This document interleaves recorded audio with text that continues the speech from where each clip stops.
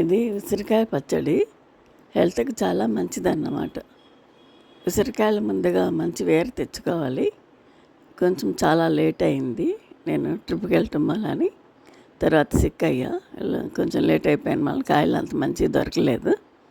బాగా కడిగి ఆరబెట్టుకోవాలన్నమాట. నీడని బాగా కడిగి ఆరబెట్టాగా అవి బాగా తుడవాలి. మళ్ళీ తుడిచి కొంచెం కట్ చేసుకోవాలి. హోల్స్ పెట్టుకోవాలన్నమాట. 4-5 ఘాట్లు పెట్టుకోవాలి ఉసిరికాయకి. పెట్టుకొని బాగా నూనెలో వేపుకోవాలి. ఒక హాఫ్ గ్లాస్ నూనె పోసి వేపాను అన్నమాట. బాగా 2 ట్రిప్పులు వేపుకోవచ్చు. అట్లా చక్కగా బ్రౌన్ కలర్ వచ్చేలాగా వేపుకుంటే నూనె పోసి చక్కగా ఎర్రగా ఎగుతాయి కదా. అప్పుడు పక్కగా పెట్టేసుకొని తాలింపు వేసుకోవటం అదే నూనెలో. పల్లి కాబట్టి కొంచెం నరుగు వస్తుంది. హాఫ్ గ్లాస్ వేసా. ఈ లోపల చింతపండు 200 గ్రాములు నానబెట్టా అనమాట. వేడి నీళ్ళలో నానబెట్టి పిసికి ఉంచుకున్నాను అన్నమాట. పిసికి మళ్ళీ పేస్ట్ చేసుకున్నాను అన్నమాట. మిక్సీ వేసుకుని పేస్ట్ చేసుకుని పక్కన పెట్టా. తాలింపులో 1 స్పూను ఆవాలు, 1 స్పూను జీలకర్ర, 4 ఎండుమిరపకాయలు, 2 కరివేపాకు రెబ్బలు వేసాను. అవి బాగా వేగిన తర్వాత కొంచెం వేగనివ్వాలన్నమాట. ఆవాలు చిటపటమంటాయి కదా, అట్లా అంటే పోపు వేగినట్టు అన్నమాట. బాగా వేగిన తర్వాత ఇప్పుడు చింతపండు మిక్సీ పట్టుకొని, చింతపండు కూడా బాగా వేడి నీళ్ళలో నానబెట్టినప్పుడు ఉట్లు, తొక్కు, గింజలు ఉంటాయి, పెంకు కూడా ఉంటుంది. అవన్నీ ఏరుకోవాలన్నమాట. బాగా ఏరేసుకోవాలి.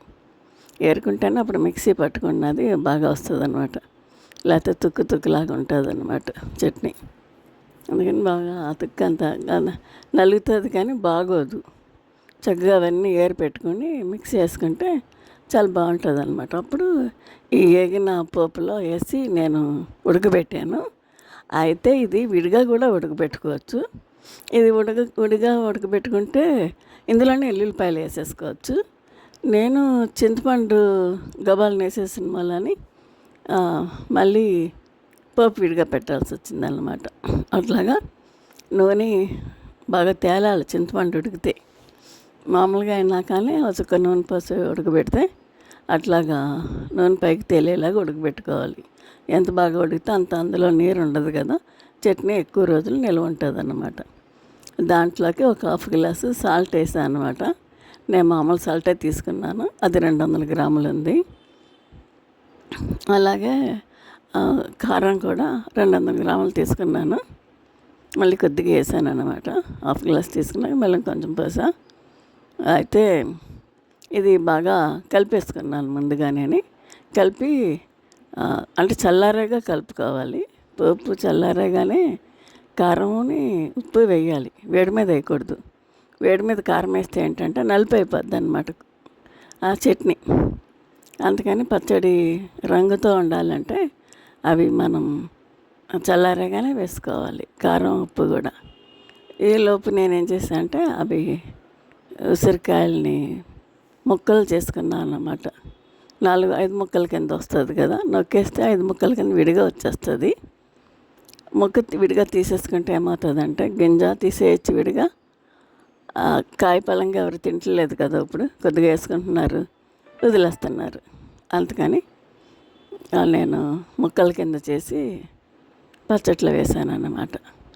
ఇది ఆవాలు 1 స్పూను, మెంతులు 1 స్పూను వేపి పౌడర్ కన్నమాట. ఆవాలు వేగగానే మెంతులు వేసుకోవాలి. ముందు మెంతులు ఆవాలు వేస్తే మెంతులు నల్లగా అయిపోతాయి అన్నమాట, బొగ్గు అయిపోతాయి. అందుకని ముందు ఆవాలు కాస్త సిమ్లో పెట్టుకునే ఆపాలి. ఆవాలు వేగిన తర్వాత మెంతులు వేసుకొని వేపి అది పౌడర్ చేసుకోవాలన్నమాట. చల్లారిగా చేసుకోవాలి. అది పక్కన పెట్టేసి పౌడర్కి మిక్సీలో వేసేసుకొని తర్వాత ఇందాక హాఫ్ గ్లాస్ పోసాయి కదా, ఇప్పుడు మిగతా హాఫ్ గ్లాస్ నూనె ఇందులో పోసి 2 వెల్లుల్లిపాయలు, ఇక్కడ ఎల్లిగడ్డ అంటారు అందుకని వెల్లుల్లిపాయలు ఒలిచి, కొంతమంది కచ్చాపిచ్చా కొడతారు, లేదా మిక్సీ వేసుకుంటారు కూడా. నేను ఇట్లా ఒలిచి వేస్తాను అన్నమాట. ఒలిచి వేసి తాలింపులో బాగా వేపానన్నమాట. బాగా వేగనిచ్చుకొని బ్రౌన్ కలర్ రావాలి అవి కూడా.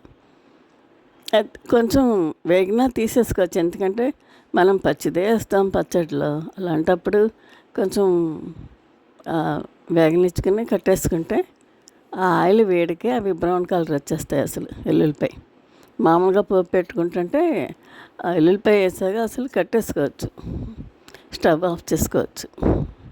అవి వేడికే వేగిపోతాయి అన్నమాట. అట్లా బ్రౌన్ కలర్ వచ్చాక అది కూడా చల్లారనివ్వాలి. చల్లారాక అంతా నేను కలిపిన పచ్చడి ఉంది కదా, ముక్కలు వేసుకొని చింతపండులో కారం ఉప్పు కలుపుకున్నాం, అందులో ఈ పౌడర్ వేసుకొని ఇది చల్లారాక ఇది వేగింది కూడా అందులో వేసుకొని కలుపుకున్నాను అన్నమాట. మంచిగా వచ్చింది పచ్చడి. ఉసిరికాయ అన్ని విధాలా మంచిది.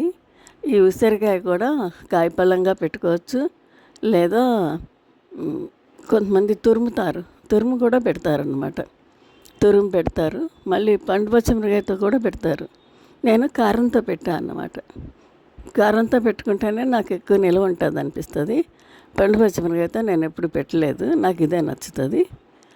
పచ్చడి అయితే చాలా బాగుంది, టేస్ట్ అది మంచిగా వచ్చింది. ఈ ఉసిరికాయ వల్ల ఎన్నో బెనిఫిట్స్ ఉన్నాయన్నమాట. చాలా మంచిది ఉసిరికాయ తినటం వల్ల.